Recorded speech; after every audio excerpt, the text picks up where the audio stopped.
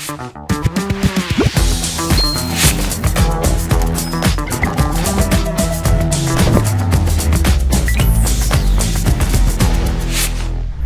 sahabat Lantas, salam lalu lintas. Bersama saya Brigadir Susan di NTMC Podcast kali ini. Nah, saat ini saya sudah bersama dengan Kompol Suwito sebagai Kainduk dari Tolbor Bocimi Korlantas Polri. Selamat datang Bapak di Podcast NTMC.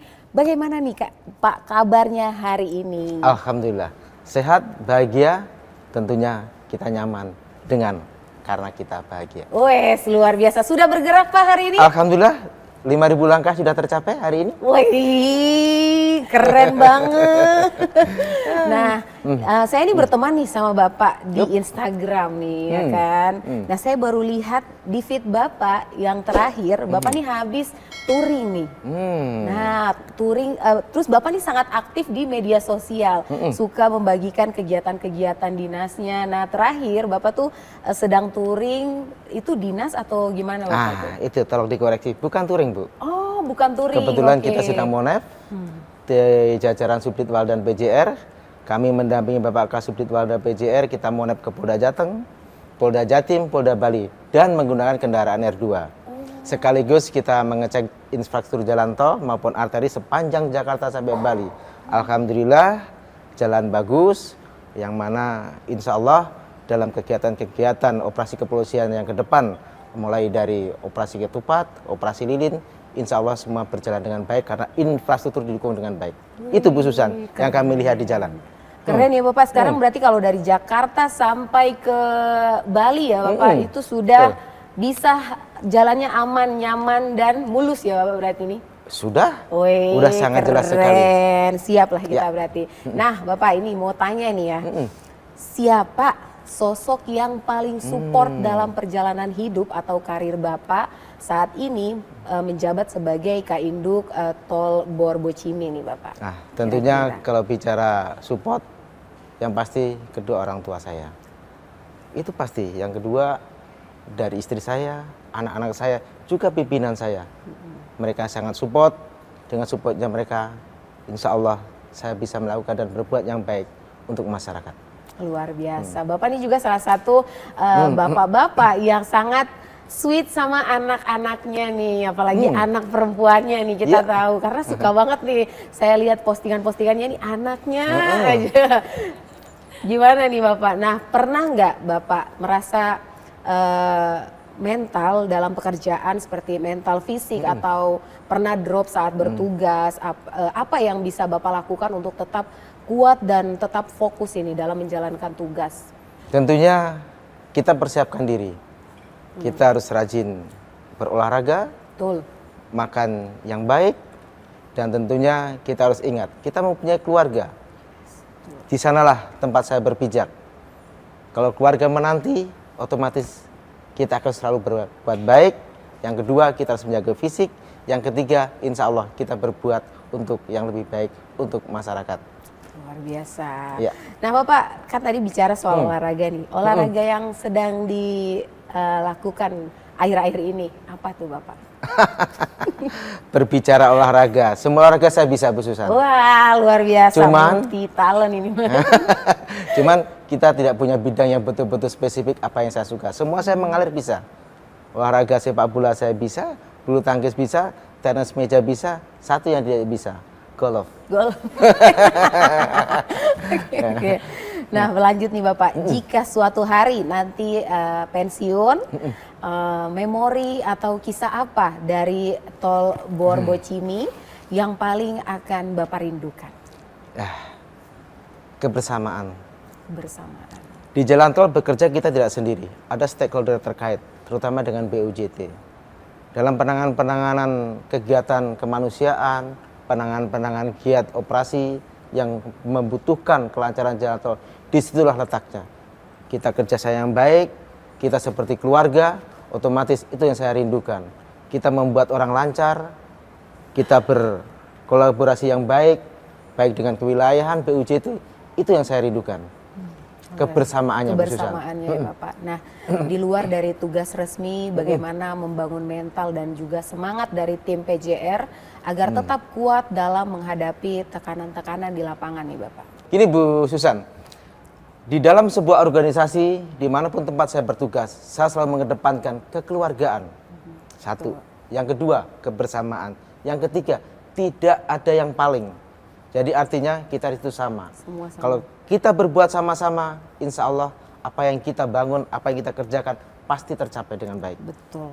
Dan itu sudah saya rasakan karena pernah menjadi anak buah dari Bapak. Oh, bukan anak buah. Kita selalu berkolaborasi yang baik. Siap rekan kerjanya Bapak Nah, ya. itu. Siap. Siap. Nah, berikutnya nih Bapak, selama bertugas ini sebagai Kak Induk PJR di jalur ini, adakah pengalaman-pengalaman atau momen paling Bapak ingat atau lucu atau mengharukan yang penuh tantangan nih yang pernah Bapak rasakan? Baik, kalau penuh tantangan otomatis kita kembali ke belakang. Waktu kita ada operasi ketupat tahun 2025 yang lalu. Dimanapun kita rekan-rekan bekerja pasti sama. Tentunya ingin membuat lancar, ingin membuat nyaman, selamat pengguna jalan sampai tujuan. Nah, di situ saya ingat sekali hal yang sangat menurut saya unik dan lucu. Ada salah satu pemakai jalan yang saat itu begini mulanya. Kita akan melakukan rekayasa pengalihan arus lalu lintas yang mana di Parung Kuda sudah sangat padat sekali. Otomatis kita akan keluarkan, kita rekayasa dikeluarkan di tol Cigombong agar kedua jalan baik tol maupun arteri terisi dengan baik agar sama-sama sampai tujuan dengan selamat dan cepat. Nah, waktu itu pas kita tutup ada seorang bapak-bapak. Tapi kita sebagai pelayan, Pak, mohon maaf, jalan kita rasa, kita rekayasa, kita tutup sejenak untuk kita alihkan ke luar arteri biar menyampainya ke Parung Kuda Sukabumi lebih cepat. Beliau tidak mau, oh enggak Pak, saya harus lewat sini.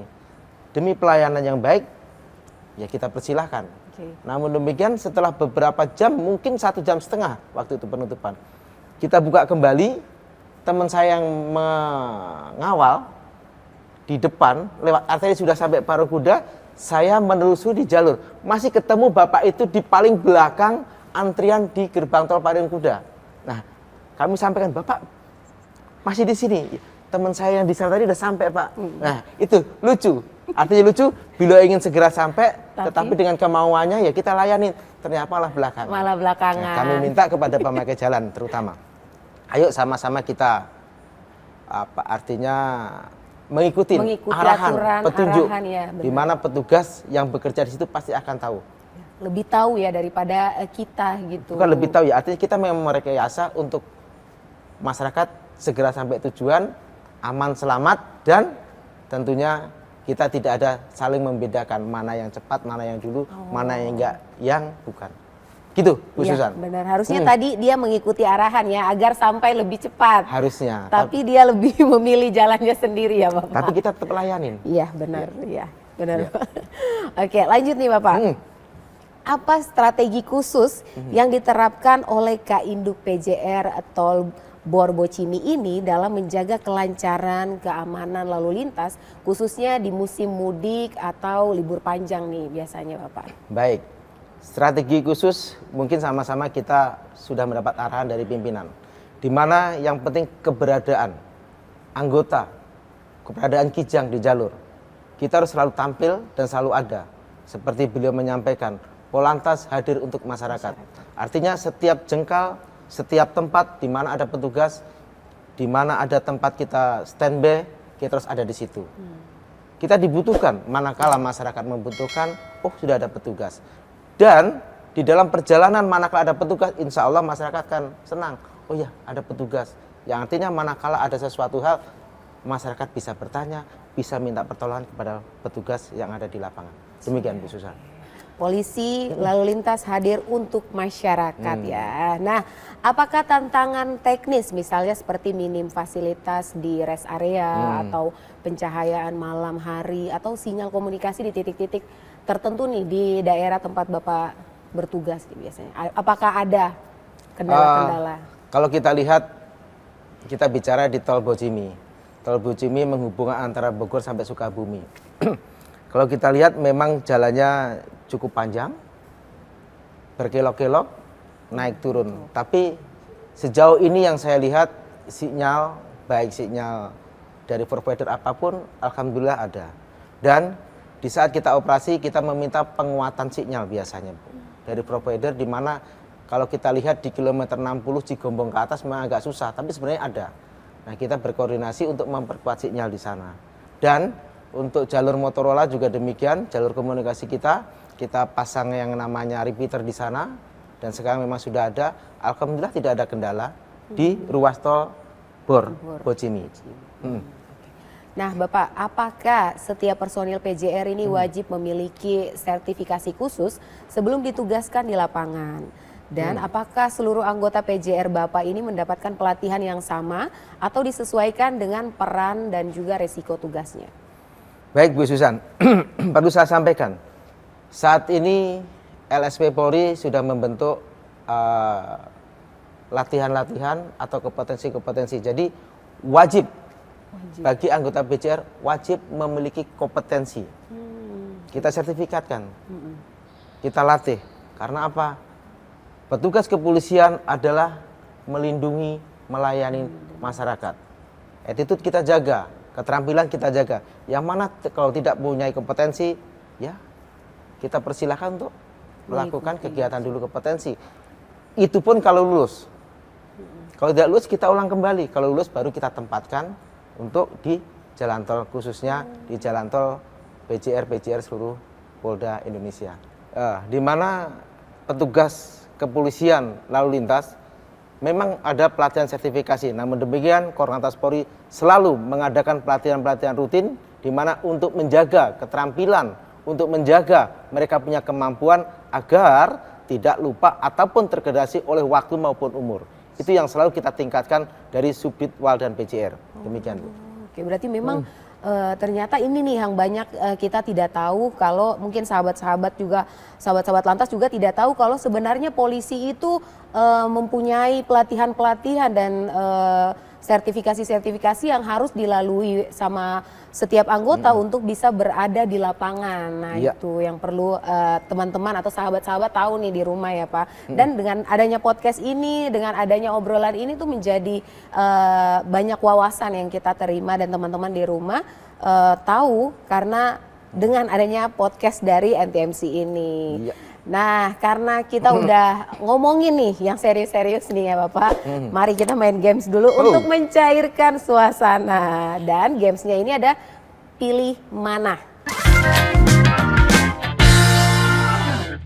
Pilih mana. Ready ya Bapak? Oke.